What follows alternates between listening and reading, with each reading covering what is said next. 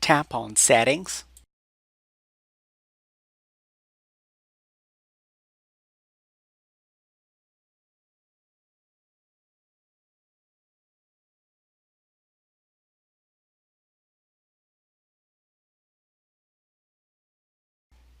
And then scroll down.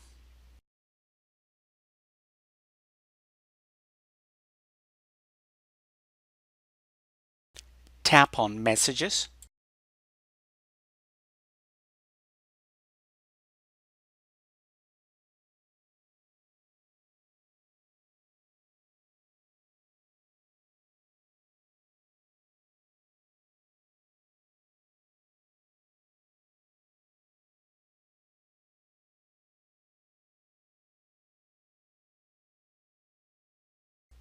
Then tap on Keep Messages under Message History.